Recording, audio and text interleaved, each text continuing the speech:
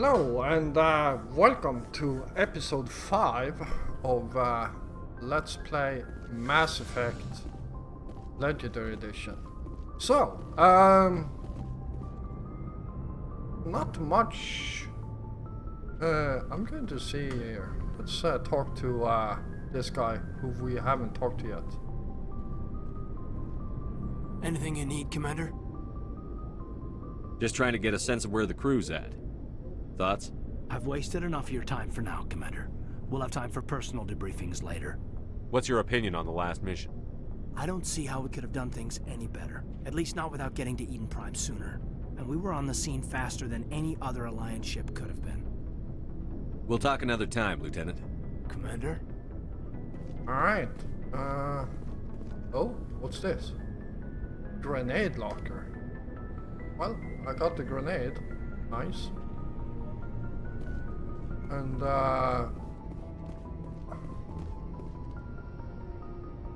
seems like there's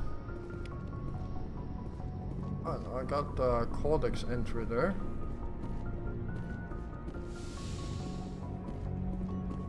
Alright, so she's sitting over there.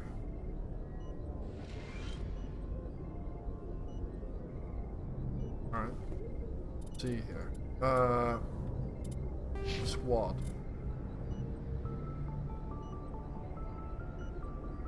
Alright.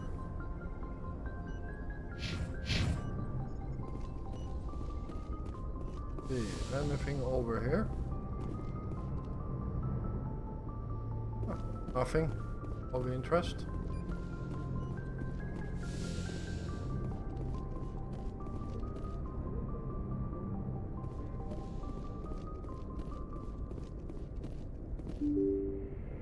So,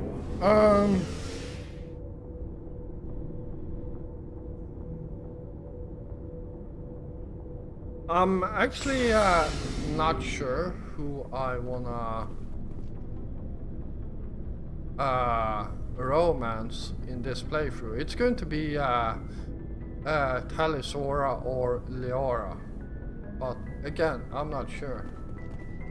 So we just have to see. Let's start by talking to Garrus here, which actually have different looking armor when he's on board now. Nice ship you've got, Shepard.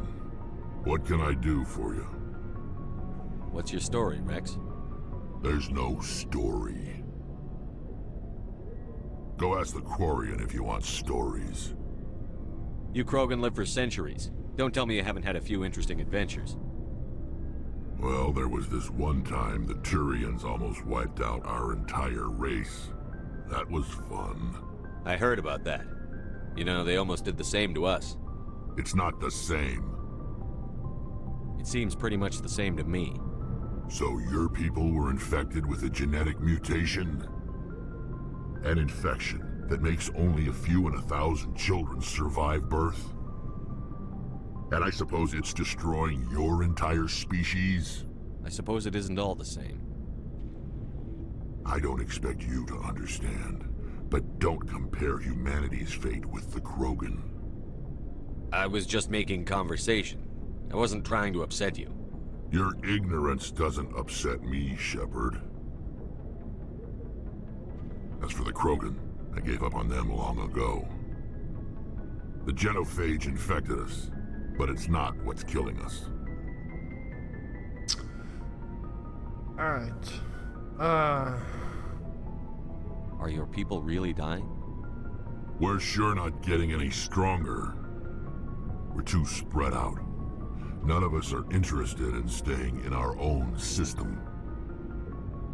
Lots of species have left their homes and prospered. But they go to colonize new worlds. We're not settlers. We're warriors. We want to fight. So we leave. Hire ourselves out. And most of us never go back. What can you tell me about the genophage? Ask the Salarians if you want details. They made it. All I know, it makes breeding nearly impossible. Thousands die in stillbirth, most never get that far. Every Krogan is infected. Every one. And no one's rushing to find a cure. Why don't the Krogan try to find a cure? When was the last time you saw a Krogan scientist? That's true. You ask a Krogan, would he rather find a cure for the genophage or fight for credits? He'll choose fighting every time. It's just who we are, Shepard. I can't change that. Nobody can. So long, Rex. Shepard. Alright. Commander? Do you have a few minutes to talk one-on-one? I'm sorry, Commander. I need to get my duties squared away. I wouldn't mind talking more later, though. What's your opinion on the last mission? Kinda wish you'd got there sooner, Commander. No offense, I appreciate the rescue. I just wish... You wish we'd been able to save the rest of your unit? Yes, sir. If I had been more alert, we wouldn't have been cut down by an ambush. The Geth are perfect ambushers. They don't move, they don't make noise, they don't even breathe. Sir, they have flashlight heads. I'll make sure it doesn't happen again. Dismissed, Chief. Sir. Alright. Thanks for bringing me on board, Commander. I knew working with a Spectre would be better than life at CSEC. Have you worked with a Spectre before? Well, no, but I know what they're like. Spectres make their own rules. You're free to handle things your way. At CSEC, you're buried by rules. The damn bureaucrats are always on your back. For the most part, the rules are there for a reason. Maybe. But sometimes it feels like the rules are only there to stop me from doing my work. If I'm trying to take down a suspect, it shouldn't matter how I do it, as long as I do it. But CSEC wants it done their way. Protocol and procedure come first. That's why I left. So you just quit because you didn't like the way they do things? There's more to it than that. It didn't start out bad, but as I rose in ranks, I got saddled with more and more red tape. CSEC's handling of Saren was typical. I just couldn't take it anymore. I hate leaving. I hope you made the right choice. I'd hate for you to regret it later. Well, that's sort of why I teamed up with you. It's a chance for me to get off the Citadel, see how things are done outside CSEC. Either way, I plan to make the most of this. And without CSEC headquarters looking over my shoulder, well, maybe I can get the job done my way for a change. If getting the job done means endangering innocent people, then no. We get the job done right, not fast. Got it? I wasn't trying to. I understand, Commander. Alright, there we go. Let's see. Hey, Commander. Looking for some extra supplies before you head out? What have you got? Whatever you want. Armor, weapons, mods. It's not standard Alliance issue, but that's not necessarily a bad thing. Well, as long as you don't mind paying for it. Why should I pay you for my weapons and armor? My stuff doesn't come from the Alliance. I have to purchase it myself, and it's not cheap. Hell, the licenses alone have set me back more than I'd like. But no licenses, no goods. Without the goods, I'm out of a job. Let's see what you've got. You bet, Commander. Alright. We got a lot of stuff here. And, wait, what was that? Black market license?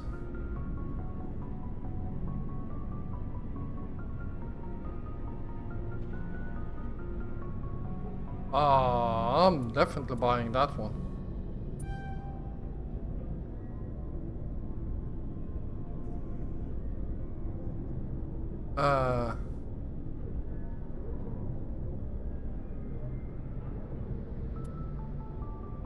Alright, let's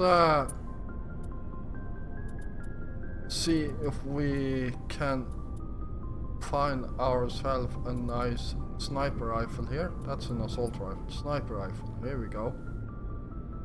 Okay, so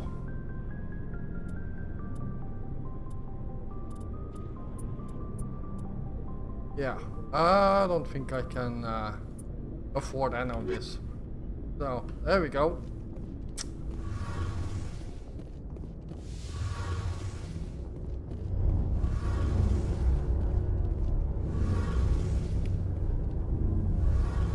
Hey, Commander, you know that Quarian, Tally? She's been spending all her time down here asking me about our engines. I'll tell her to leave you alone. What? No, she's amazing. I wish my guys were half as smart as she is. Give her a month on board and she'll know more about our engines than I do. She's got a real knack for technology, that one. I can see why you wanted her to come along. I figured she'd be a real asset to the team. You got an eye for Tally, Commander, but I'm guessing that's not why you came down here. Fill me in on the IES stealth systems. How does it work exactly? You can't hide a ship out in space. They emit too much heat and radiation, too easy for sensors to pick them up, unless you find a way to capture those emissions. So our stealth systems trap the energy we give off in storage sinks built into the ship itself. No emissions to give away our location. Eventually the sinks have to be vented. More than a few hours silent running and they overheat. Cook us inside our own hull.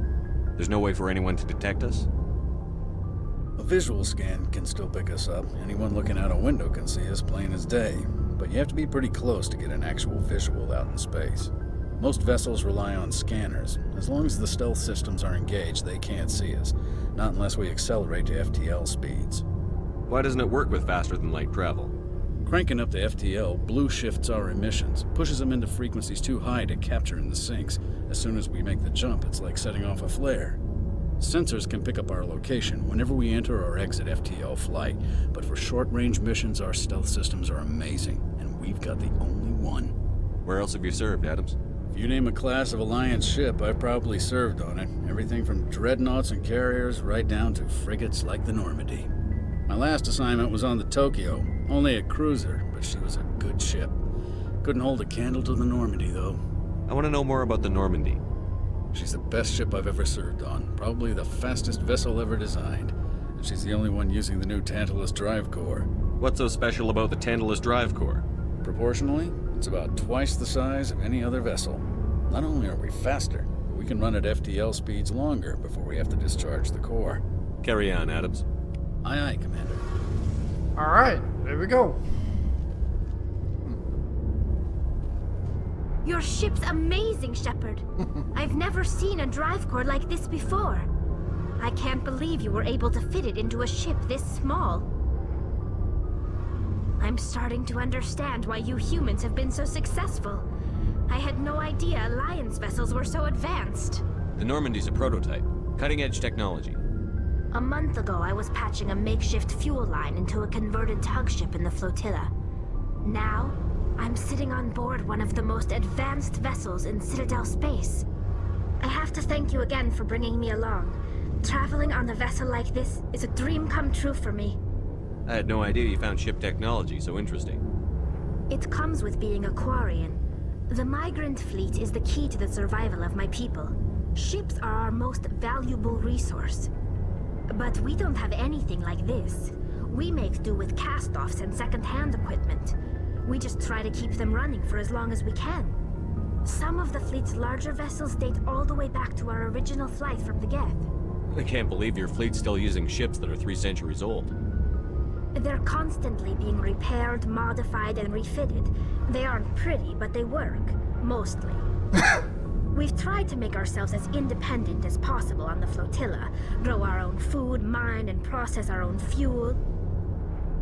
But some things we just can't make on our own. A patch to maintain the hull integrity requires raw materials we just don't have. That's why our pilgrimages are so important. Tell me about your people. Our lives aren't easy. Resources are scarce, and we are constantly on the move. Everything we do must in some way contribute to the continuation of the migrant fleet. There are 17 million Quarians in the flotilla, and each of us relies on the others for survival. The bonds among my people are strong. Unfortunately, we have had to surrender many of the freedoms and civil liberties other species take for granted. What kind of freedoms? Well, it's illegal for parents to have more than one child.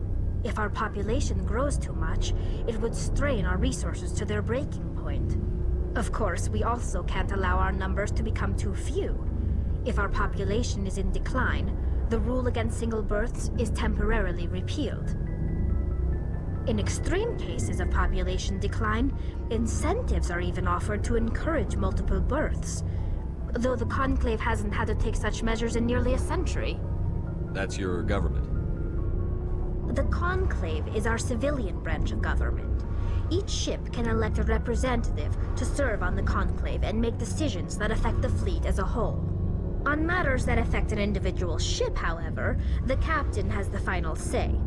It's a tradition that dates back to the early days, when the fleet was governed by martial law. Fortunately, most captains nowadays are smart enough to have an elected council from their crew to give them advice and guidance. So the ultimate power rests with elected officials. In practice, the Conclave and the respective council for each ship tend to set the rules that govern our daily lives. But in theory, we are still under military jurisdiction. The 5 top-ranking military officials in the fleet serve on the Admiralty Board. These 5 have the power to overrule any decision by the Conclave in case of emergency. To do so requires unanimous agreement among the Admiralty, and they can only do this once. After that, the entire board must resign their posts. It's a safeguard that served us well. In nearly 3 centuries, the Admiralty Board has only overruled the Conclave 4 times. I want to know more about the Geth. I doubt I can tell you anything you don't already know. It's been almost 3 centuries since they drove my people into exile. All I know is the story of their origins. What they were when we created them, and how they turned on us. Interesting. The Geth were originally created to serve as an automated manual labor force. Initially, their intelligence was as limited as any VI. Over time, we made small modifications to their programming to allow them to perform more varied and complex tasks, bringing them closer and closer to true AI status. How come the Council didn't step in and stop you? This wasn't true AI research. We may have been skirting the bounds of the law, but we never did anything that was actually illegal. The changes were so insignificant, so gradual, that we were able to control them. Or so we thought. But one thing we underestimated was the power of the neural network. 1 million Geth thinking simultaneously created an inherently unstable matrix. So, the Geth share brain power? Many of the Geth's logic systems were designed to work in concert with other nearby Geth. Basically, the more of them you have in a group, the smarter they are. So there's some sort of group consciousness? No, nothing like that. They cannot share sensory data or information. Their programming cannot handle that much simultaneous input. Each Geth maintains an individual awareness and identity. The neural network only operates on a process-based level. It's basically the synthetic equivalent of a subconscious. But when they're in close proximity, they can coordinate low-level functional processes, freeing up more capacity for original or independent thought. What made them rebel? As we built more and more Geth, their effective intelligence became more sophisticated, more abstract. One day, a Geth began to ask its Quarian overseer questions about the nature of its existence. Am I alive? Why am I here? What is my purpose? As you can imagine, this caused a near panic among my people. What did you do? It was inevitable the newly sentient Geth would rebel against their situation. We knew they would rise up against us, so we acted first. A general order went out across all Quarian-controlled systems to permanently deactivate all Geth. The Geth responded to this order violently. You can't blame them for fighting for their survival.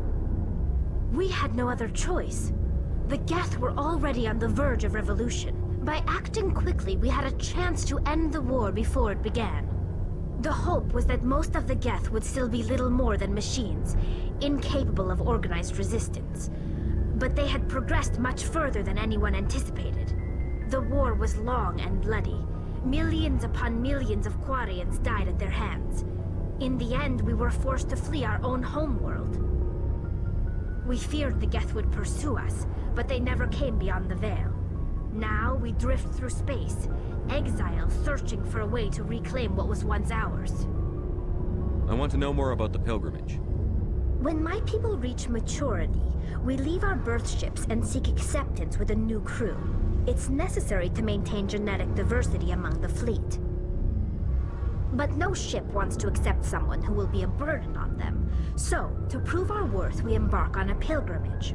We set out alone, leaving the flotilla and our families behind us. We only return once we have found something of value we can bring back to the fleet. This is presented as a gift to the captain of the respective ship we wish to join. If the gift is accepted, we are welcomed into the crew.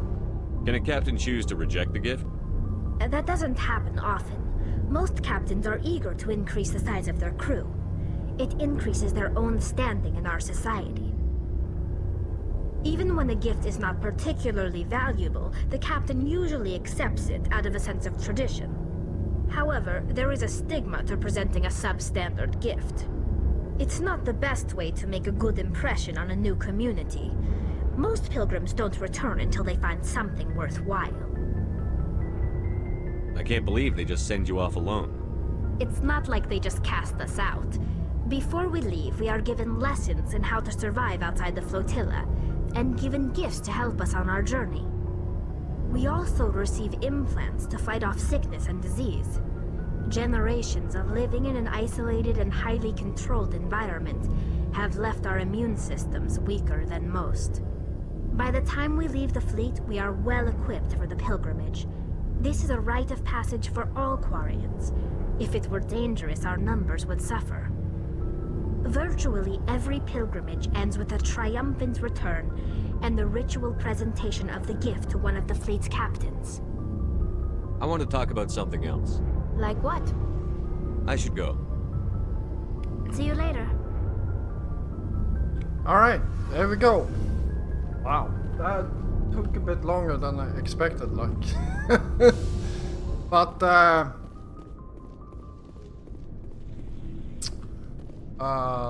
let's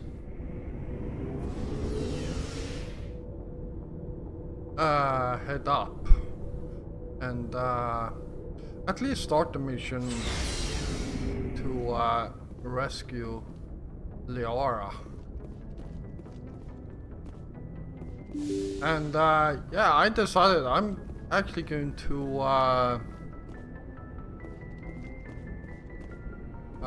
what should I call it?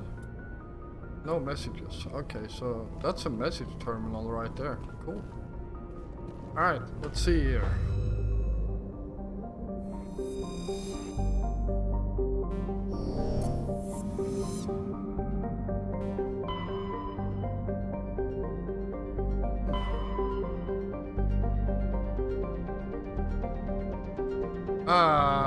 Okay, so we got Pinnacle Station here.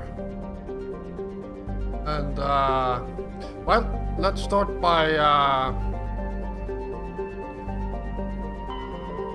look for Liara's dig site.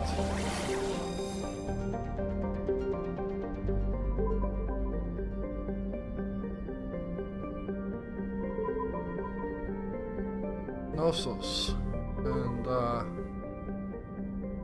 alright, let's start with this one.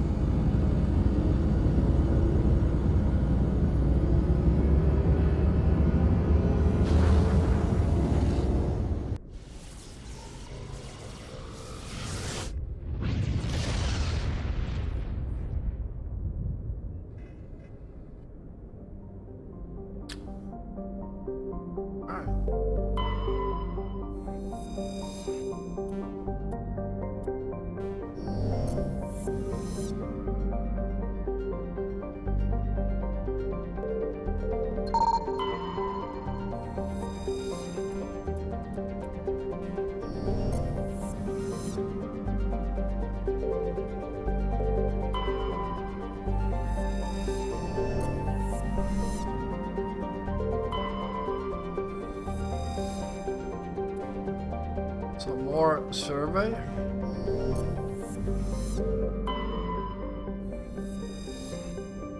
And well, Well, apparently we can land here, so let's land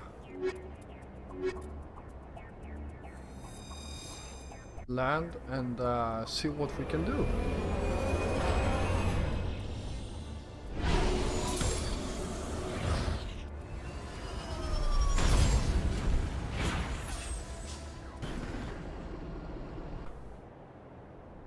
All right.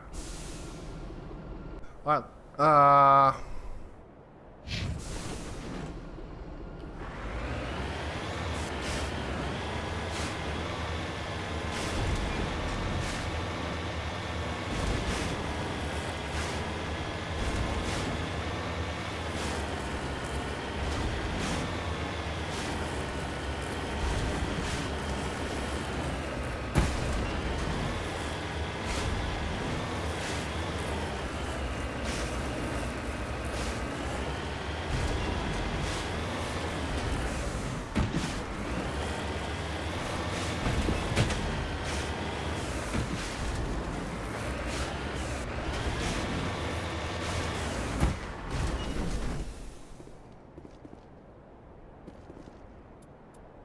all right.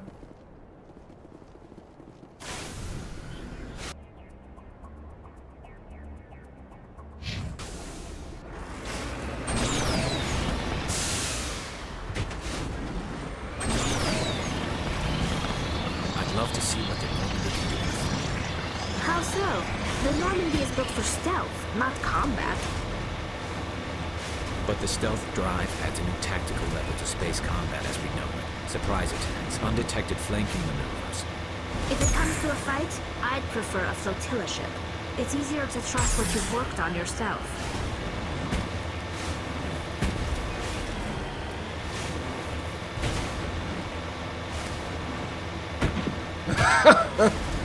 Wow. There we go.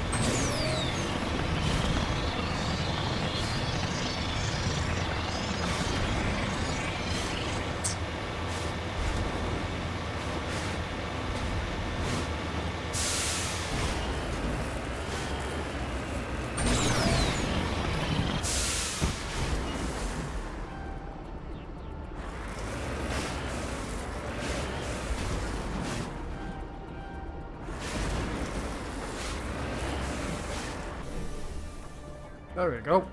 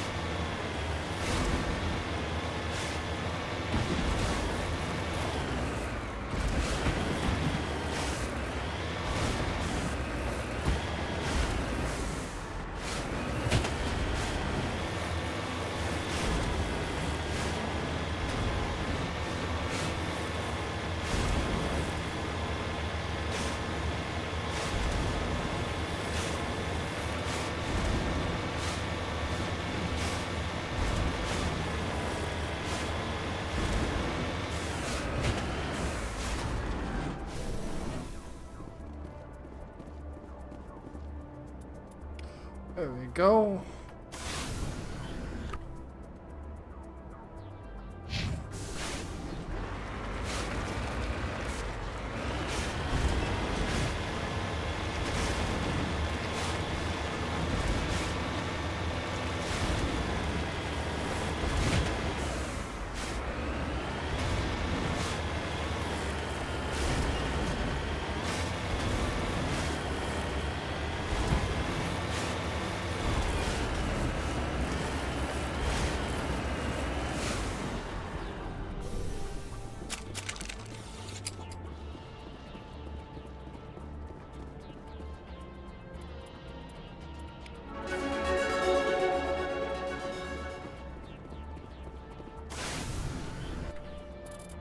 Alright, let's try that again. Actually, no, not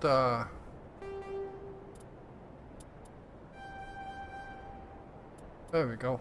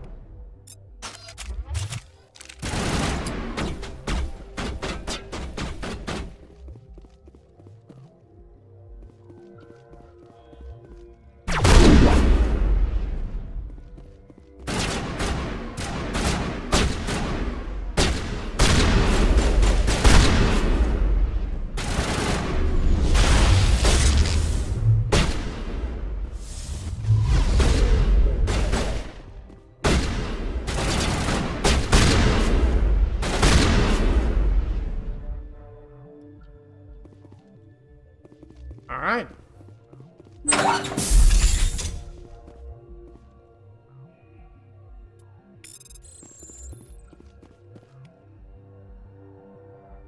There we go.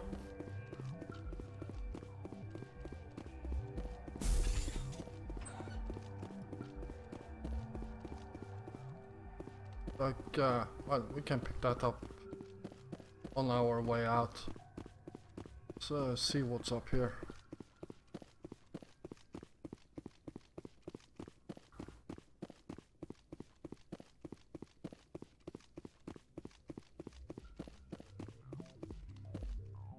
Thing here.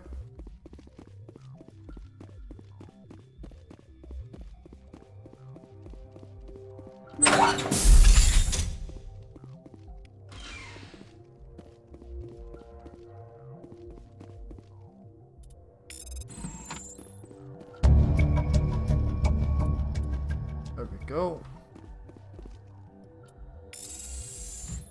Alright, let's see what we picked up. Shotgun. Slightly better than one I have. No pistol, sniper rifle is also better than I have.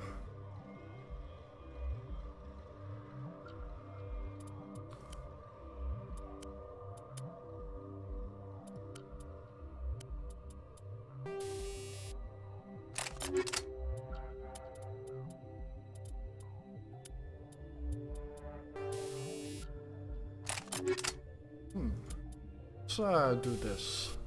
High caliber barrel on that thing. And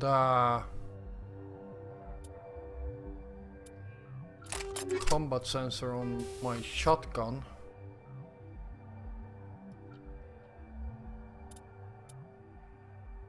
Yeah, that works.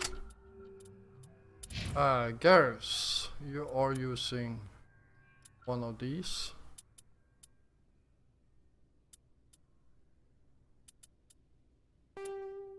Go. And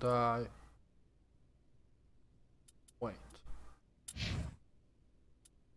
Yeah, Garrus, you will get one of those. Tally. Get light Quarian armor. And a shotgun.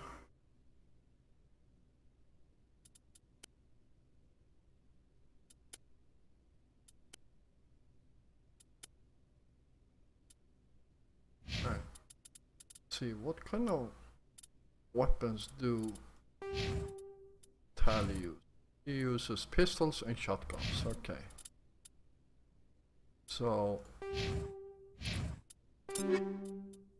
Tally, pistol, no pistols.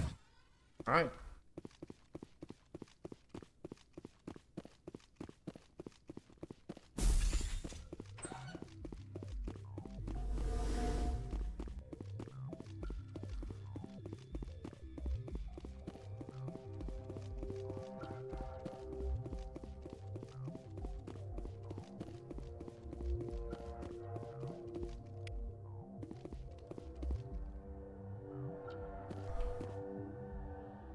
Did I pick up?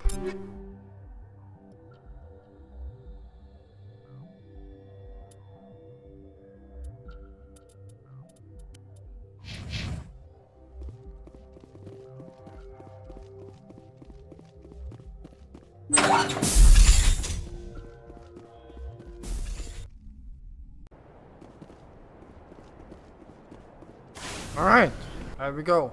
And I feel I'm going to pick this up between episodes, but I feel like this is a good ending of this episode. So thank you for watching. I hope you enjoyed this episode, and sorry for my very clumsy death in there. And well, I might actually edit that death out so I can shorten down this episode.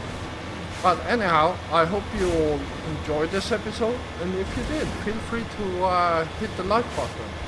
And of course, if you're new here, first of all, welcome. And if you enjoy my content, then why don't you hit the subscribe button together with the notification bell. You don't miss out on any of my future content. I will be back again tomorrow, and until then, stay safe out there.